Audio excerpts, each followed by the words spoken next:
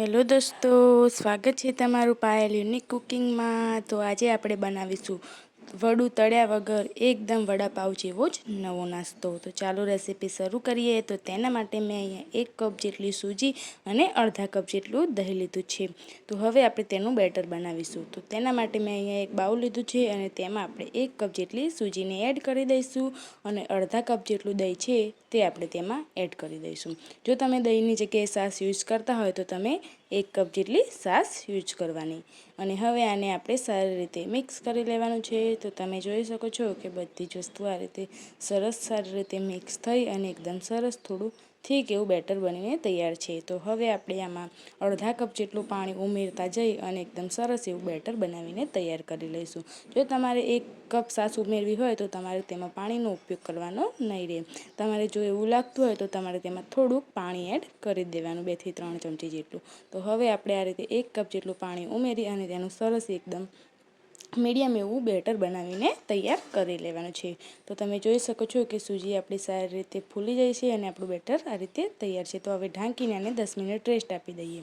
ત્યાં સુધી આપણે એકદમ સ્પેશિયલ મસાલો બનાવવા માટે મેં 3 થી 4 ચમચી જેટલા નારિયેળનું સિંગ અને તલ લીધા છે। તો સિંગને આપણે પહેલાં શેકી લઈશું। તો આ રીતે એક પેન લઈશું અને સિંગને એકદમ સરસ થોડી ક્રિસ્પી થાય ત્યાં સુધી આ રીતે આપણે શેકવાની છે। આપણે પહેલાં પેનમાં સિંગને જ શેકવાની છે કારણ કે સિંગ થોડી થીક હોય છે એટલા માટે તેને શેકાતા વાર લાગે છે। તો તમે જોઈ શકો છો કે સિંગ આપણી શેકાઈ ગઈ છે। તો હવે આપણે જે તલ અને નારિયેળનું છીણ લીધું છે તે આપણે તેમાં એડ કરી દઈશું અને ગેસની ફ્લેમ એકદમ લો કરી દઈશું, એટલે કે બંધ જ કરી દેવાની અને 3 થી 4 લસણની કળી પણ આપણે તેમાં એડ કરી અને આને સારી રીતે આ રીતે સરસ ગોલ્ડન કલર આવે ત્યાં સુધી આપણે તેને કૂક કરી લેવાનું છે। તો આ રીતે આપણે તેને હલાવતા જઈએ અને સરસ એવું કૂક કરી અને સારી રીતે શેકી લઈશું। તો તમે જોઈ શકો છો કે આપણું બધી જ વસ્તુ સારી રીતે શેકાઈ ગઈ છે। તો આને આપણે આ રીતે એક પ્લેટમાં કાઢી અને એકદમ ઠંડુ કરી લેવાનું। તો આપણું શીણ એકદમ સરસ ઠંડુ થઈ ગયું છે। તો મિક્સર જારમાં આપણે આ બધું જ તૈયાર કરેલું શીણ છે તે આપણે તેમાં એડ કરી દઈશું મસાલો અને હવે આપણે તેમાં 1 ચમચી જેટલો લાલ મરચું પાવડર એડ કરીશું અને થોડુંક ચપટી એવું મીઠું એડ કરીશું। તો બધી જ વસ્તુ આપણે મિક્સર જારમાં એડ કરી દીધી છે। તો હવે આને આપણે એકદમ સરસ ઢાંકી અને આ રીતે એકદમ સરસ તેનો મસાલો બનાવીને તૈયાર કરી લેવાનો છે। તો તમે જોઈ શકો છો એકદમ સરસ એવો આપણો મસાલો બનીને તૈયાર છે। તો હવે આપણે અંદર ભરવા માટે વડું બનાવવા માટે આપણે એક પેન લઈશું અને એમાં 2 ચમચી જેટલું એકદમ સરસ 2 ડાંકલી જેટલું તેલ એડ કરીશું અને તેલને આપણે થોડું ગરમ થવા દઈશું અને આપણું તેલ થોડું ગરમ થઈ જાય એટલે આપણે તેમાં રાઈ એડ કરીશું અને રાઈને સારી રીતે ફૂટી જવા દઈશું।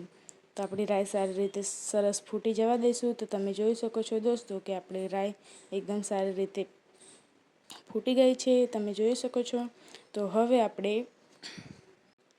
આપણે આમાં થોડુંક જીરું એડ કરીશું। તો આપણે રાઈ જીરું સારી રીતે સતળાઈ જવા દઈશું। તો સરસ આપણું રાઈ જીરું ફૂટી જાય એટલે આપણે ગેસની ફ્લેમ એકદમ મીડિયમ કરી દેવાની છે, આપણે હાઈ ગેસની ફ્લેમ નથી રાખવાની અને હવે આપણે તેમાં મીઠા લીમડાના પાન એડ કરી દઈશું અને હવે આદુ મરચાં અને લસણની પેસ્ટ છે તે આપણે તેમાં એડ કરી દઈશું અને હવે આને આપણે સારી રીતે આ રીતે મિક્સ કરતા જઈ અને આપણા લસણનો કાચો સ્વાદ ના વયો જાય ત્યાં સુધી આપણે તેને 1 થી 2 મિનિટ જેવું આ રીતે મિક્સ કરતા જઈને સોતે કરવાનું છે। તો 1 થી 2 મિનિટ થઈ ગઈ છે અને આપણા લસણ સારી રીતે કૂક થઈ ગયા છે। તો તેમાં આપણે અડધી ચમચી જેટલી હળદર પાવડર અને 2 થી 3 બટાકા મેં બાફી અને આ રીતે મેશ કરી લીધા છે તે આપણે તેમાં એડ કરી દઈશું અને એકદમ સરસ ઠંડા જ છે આપણા બટાકા અને હવે આને આપણે સારી રીતે મસાલા સાથે મિક્સ કરી દઈશું। તો આ રીતે આપણે બધી જ વસ્તુને સારી રીતે મિક્સ કરી દેવાની છે। તો તમે જોઈ શકો છો કે બધી વસ્તુ સારી રીતે મિક્સ થઈ ગઈ છે। તો હવે આપણે તેમાં સ્વાદ અનુસાર મીઠું એડ કરી દઈશું અને અડધી ચમચી જેટલું આપણે એમાં ચાટ મસાલા પાવડર એડ કરીશું। ચાટ મસાલો પાવડર એડ કરવાથી આપણા તેમાં એકદમ સરસ તેનું ફ્લેવર આવી જાય છે અને હવે આપણે તેમાં કોથમીરના પાન એડ કરી અને સારી રીતે મિક્સ કરી દઈશું।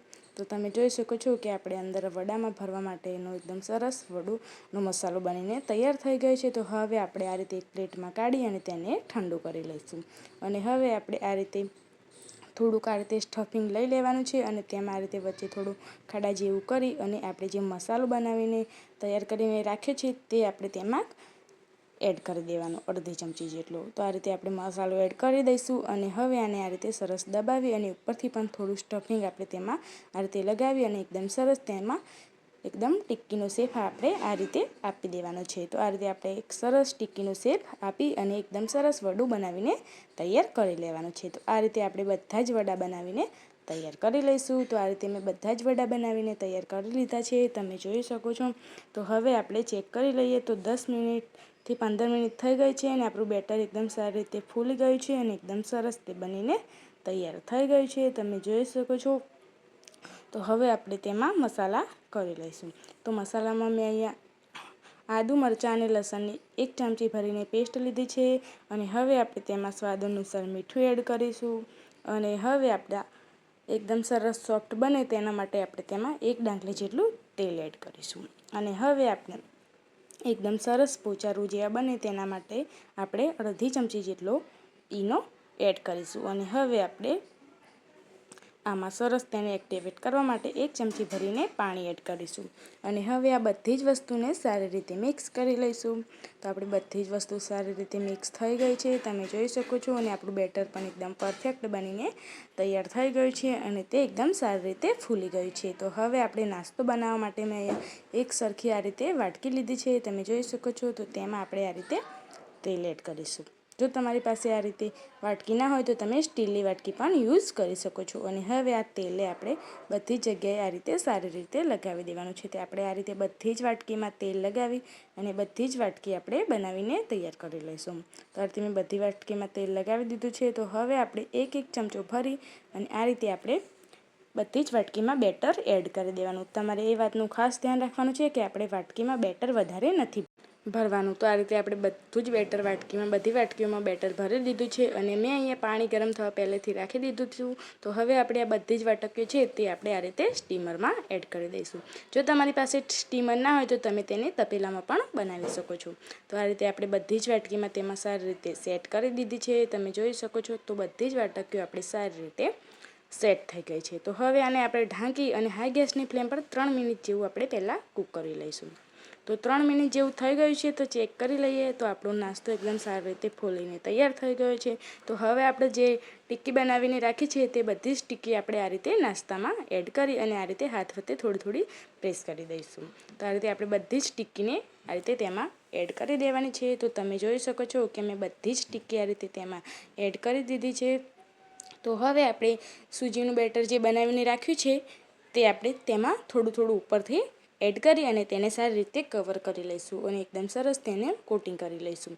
તો આ રીતે ચમચાની મદદથી આપણે તેમાં આ રીતે બેટર એડ કરી દેવાનું છે, એક ચમચા જેટલું. અને તમારે ગરમ લાગતું હોય તો તમે ગેસની ફ્લેમ બંધ પણ કરી શકો છો. અને હવે આપણે આ રીતે બધું જ બેટર એડ કરી અને હવે આને આપણે ઢાંકીને 12 મિનિટ જેવું સ્ટીમ કરી લઈશું.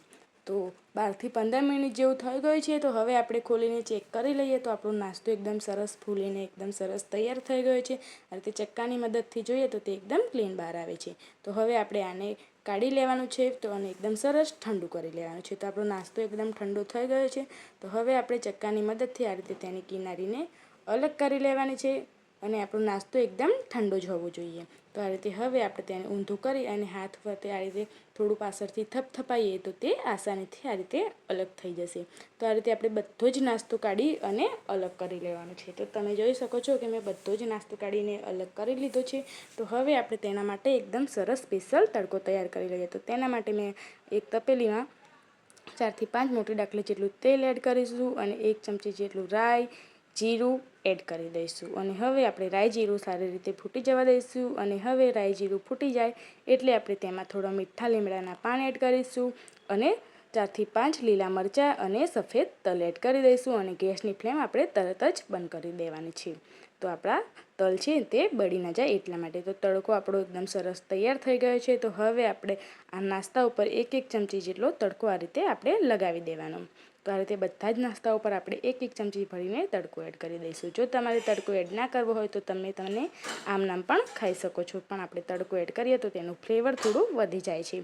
તો આ રીતે આપણે બધા જ નાસ્તા ઉપર સરસ તડકો લગાવીને મેં તૈયાર કરી લીધો છે, તમે જોઈ શકો છો. અને આપણો નાસ્તો એકદમ સરસ બનીને તૈયાર છે.